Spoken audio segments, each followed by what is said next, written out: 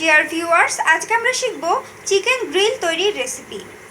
এখানে আমি মুরগির মাংস কেটে ভালো করে ধুয়ে নিয়েছি এবং ছুরি দিয়ে কেটে নিয়েছি। এবার পরিমাণ মতো লবণ দিয়ে দেব।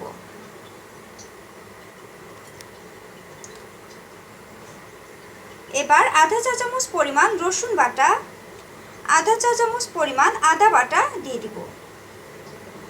1 চা চামচ পরিমাণ পেঁয়াজ বাটা দিয়ে দিব। আধা চা চামচ পরিমাণ হলুদ গুঁড়ো দিয়ে দিব। আধা চা চামচ পরিমাণ মরিচ গুঁড়ো দিয়ে দিব। আধা চা চামচ পরিমাণ ধনে গুঁড়ো দিয়ে দিব। আধা চা চামচ পরিমাণ জিরার গুঁড়ো দিয়ে দিব। 1 টেবিল চামচ পরিমাণ টক দই দিয়ে দিব। 1 টেবিল চামচ পরিমাণ টমেটো বাটা দিয়ে দিব। আধা চা চামচ পরিমাণ গোলমরিচ গুঁড়ো দিয়ে দিব। 1 চা চামচ পরিমাণ লেবুর রস দিয়ে দিব। 1 টেবিল চামচ পরিমাণ কর্নফ্লাওয়ার দিয়ে দিব। এবার 1 টেবিল চামচ পরিমাণ সয়াবিন তেল দিয়ে দিব।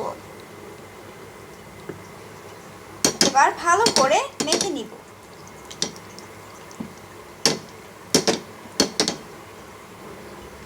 এবার মাখানো হয়ে গেলে 1 ঘন্টা ম্যারিনেট করে রেখে দিব।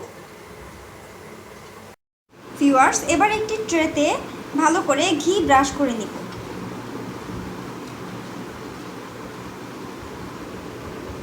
এবার ট্রের উপরে আমরা মাখানো চিকেনটা দিয়ে দিব। এবার আমরা ওভেনে গ্রিল করে নিব। সো ডিয়ার ভিউয়ার্স, হয়ে গেছে আমাদের